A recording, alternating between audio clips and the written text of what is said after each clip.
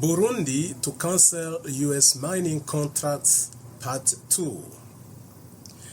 Welcome back to our YouTube platform, Burundi Channel TV. Today we are on 12 July 2026. My name is Salomo Habimana. Our studio is based here to Pretoria in South Africa.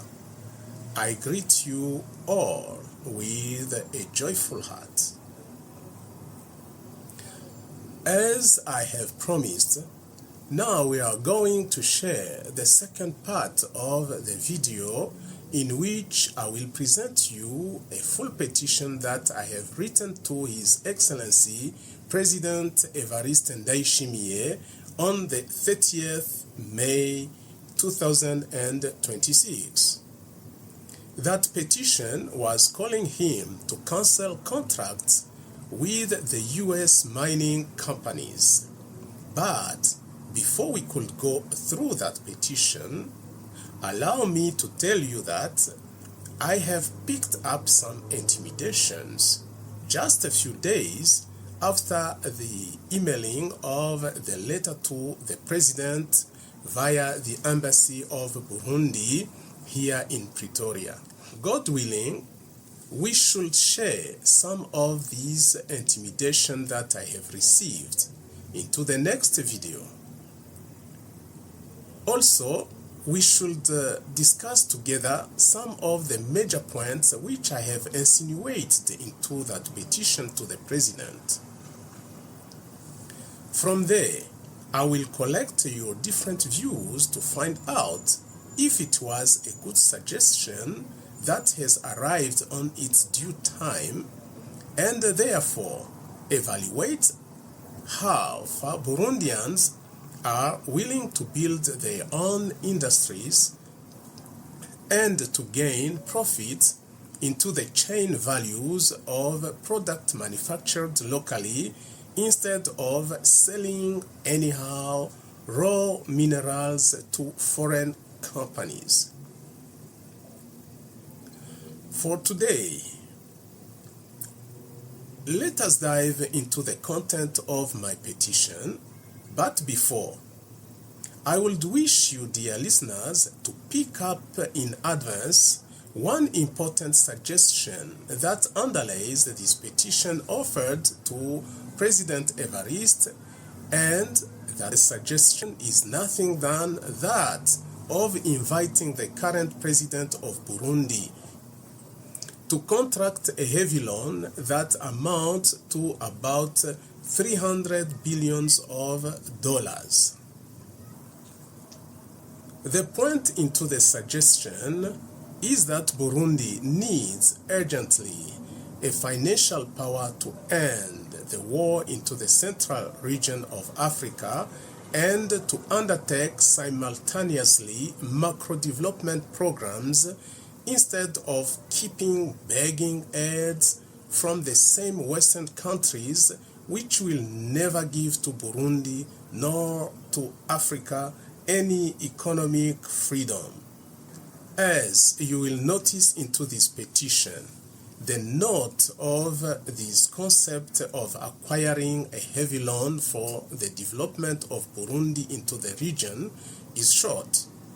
But with the time, this platform, Burundi Channel TV, will consecrate much more discussions on this topic about ending the war in order to dive into a faster development instead of wasting time on the same platform, Burundi Channel TV, in reporting daily on how Burundian soldiers or the patriotic Wazalendo population have been invincible in recapturing Goma, Kivu, Rubaya, Minembwe, Uvira, or other towns which were previously under the hands of the RDF, alias M23. Then, the main point of focus into this petition should be to understand why I have proposed to Burundi for contracting a huge amount of money mounting to $300 billion, and to see if this country of Burundi intention to implode should afford easily to pay back that amount of money while setting up socialistic economic reforms to take up a model of development similar to that of Singapore, China, or similar to that of the current Burkina Faso led by the then President Moussa Traoré. In brief, for having proposed that huge amount of money, I was not drunk or unconscious about the weight of this point that I have unfolded into the petition. Rather, I have stood on many assumptions, but holding the most on that Burundi can be a multi-billionaire country by suppressing first the war around its borders, since this warfare kills more Hutu able to provide an imposing human resources for development of the entire central region of Africa than the Tutsi minority, from which we see different armed factions which act like gendarmes in monitoring illicit exploitation of strategic mineral on behalf of the USA and other European countries. Should this assumption be also an occasion to remind all oppressed black tribes of the central region of Africa to join a chorus in remembering all black brothers, sisters, fathers, and grandfathers who have been killed into the whole continent of Africa in order to make free space to mining companies from abroad. Few countries to name in guise of example should be Burundi, Rwanda, Uganda, Central Republic of Africa, South Sudan, Somalia, Mozambique, Namibia, Angola, Nigeria, Liberia, Chad, Burkina Faso, Mali, Niger, Ivory Coast, Libya, etc. The same call is extended to all gangsters and rebellious groups to stop accepting arms and commissions from foreign mining companies which are only motivated by the intention of getting rich by exploiting minerals from spaces where villagers are first killed for not charging prices nor claiming taxes on their own resources. Here below comes the petition after the clip.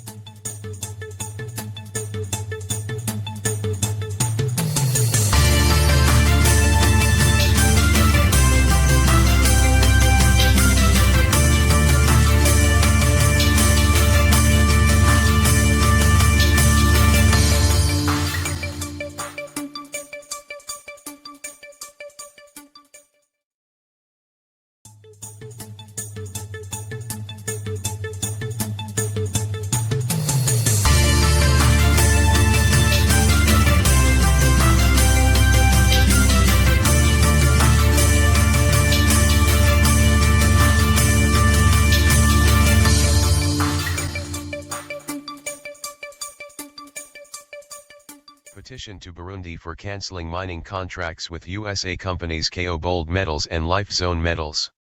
Dear Excellent President of Burundi, Mr. EVARIST NDAYISHIMIYE.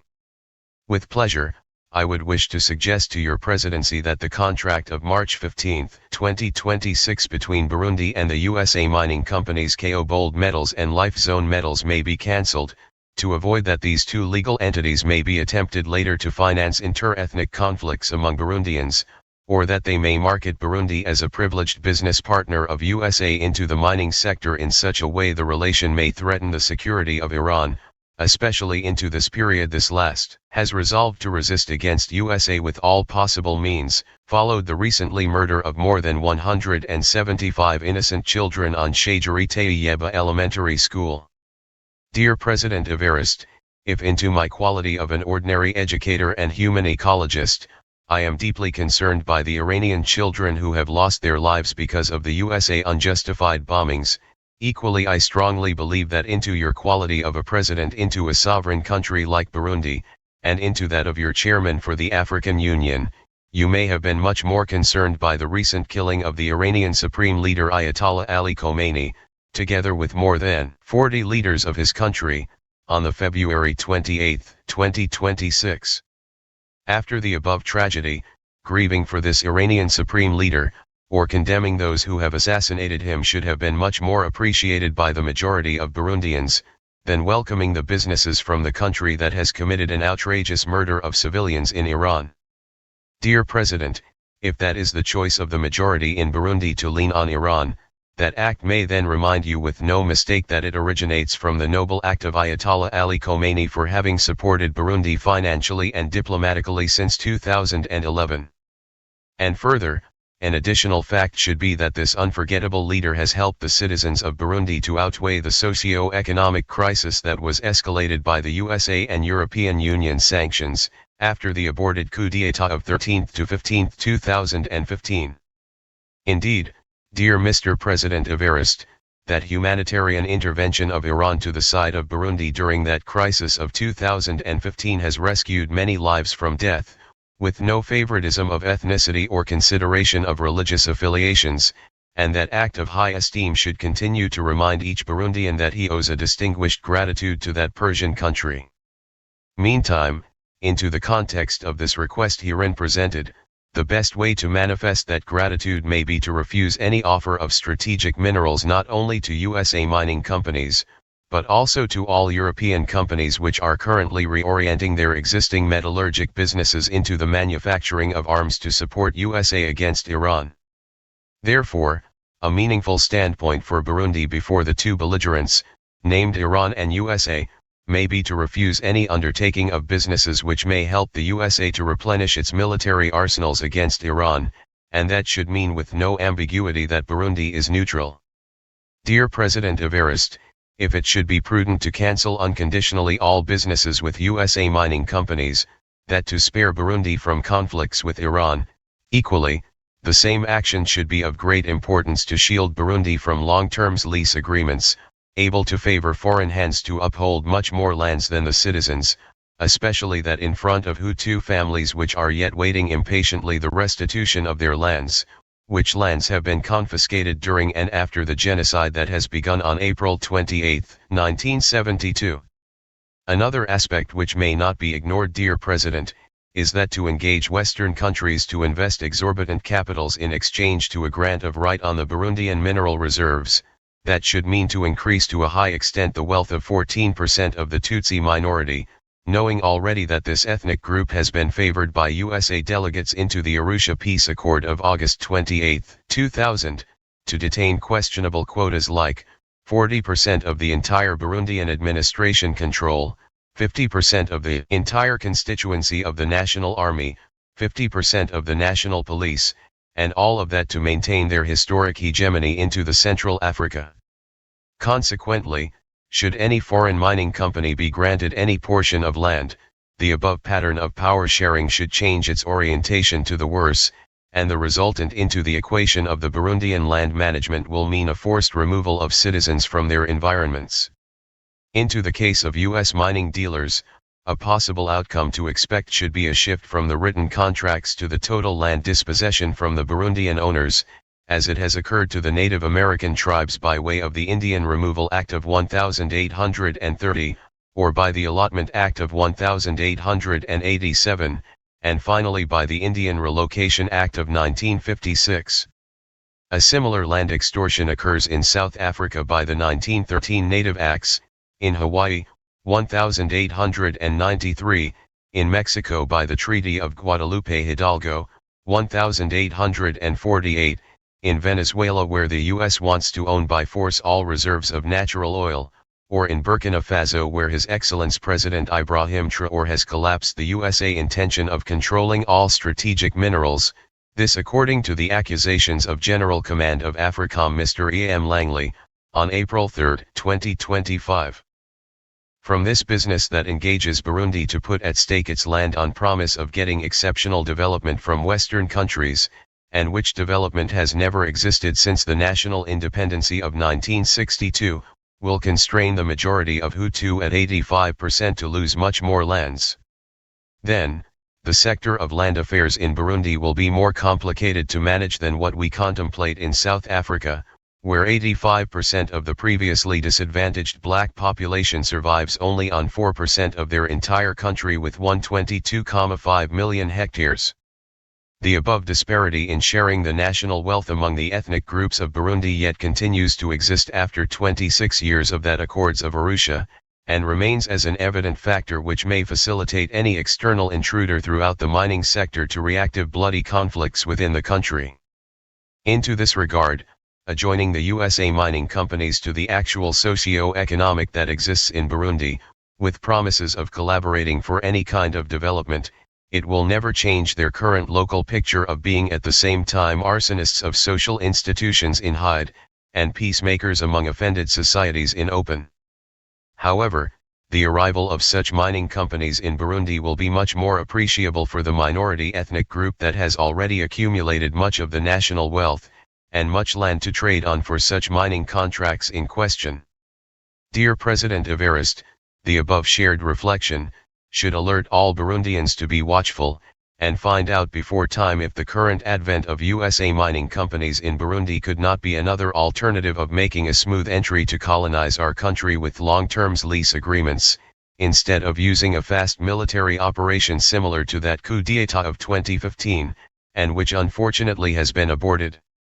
Again, although these USA mining companies may not be suspicious to bear threats to the majority of the population with no land, however the enterprise of their mining activities in Burundi should threaten the actual government of Iran, to an extent that it could use all potential means to block any business involved in collecting strategic mineral resources in Burundi, which are believed to manufacture more harmful weapons against the humanity. Dear President EVARIST NDAYISHIMIYE, the act of canceling any trade agreement with USA mining companies should be an important preventive measure to refrain any possible interference of Iran country in all military conflicts which surround Burundi for many decades. Equally, the same act should be viewed as optional to avoid the split of the social cohesion that has been achieved between Hutu and Tutsi, and which is yet in progress for improvement. A collection of remedies to suggest in replacement to the cancellation of these contracts which have been proposed by Gold Metals and Life Zone Metals to Burundi, will be to bring all Burundians into an agreement for sharing equitably the whole wealth of the country, to dismantle the culture of injustice, and afterwards to secure a macro credit against a hypothecation of only 5% over these strategic minerals which are coveted by foreign businesses. This should strengthen the national security and the promotion of modern technologies to back up the development of Burundians. Instead of throwing these precious minerals on the market with poor prices, the hypothecation should help secure a colossal military credit to pay back with interest into a short term, let us say a credit to an estimate of $300 billion, for a short term of 20 years, and to an interest below 10%.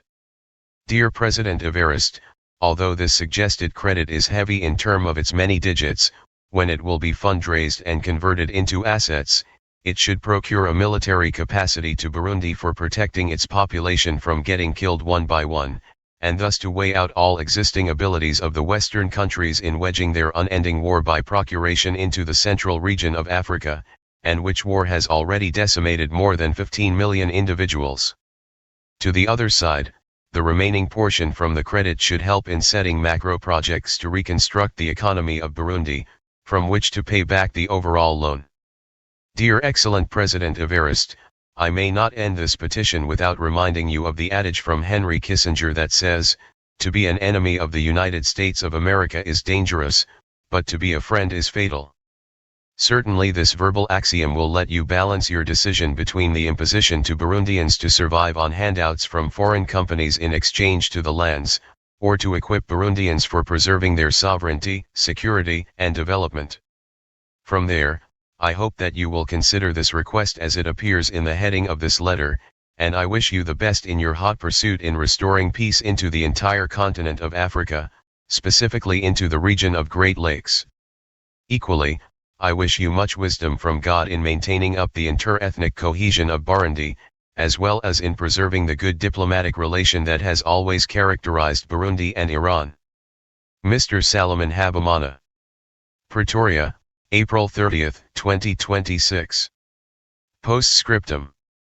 This memo is an open letter to be freely commented on. It is a response to the call from His Holiness, Pope Leo XIV, of April 16, 2026, that wants each individual of the world to engage his president to seek dialogue and peace over unfair attacks of the USA against civilians in Iran. Copy to His Holiness, Pope Leo XIV, via his office in Burundi. C/O, Embassy of Burundi in Pretoria. His Excellent Cyril Ramaphosa, the President of South Africa. He Mr. Omalga, the Burkina Faso Ambassador in South Africa. He Mr. Shakib Maher, the Iranian Ambassador in South Africa. He Mr. L. Brent Bozell III, the USA Ambassador in South Africa. He Mr. Alexis Bukuru, the Burundian Ambassador in South Africa. Honorable Reverien Ndikuriyo, the Secretary General of CNDD-FDD, the ruling political party in Burundi. C/O, Embassy of Burundi in Pretoria. KO Bold Medals and Life Zone Medals. C/O, Embassy of USA in Pretoria.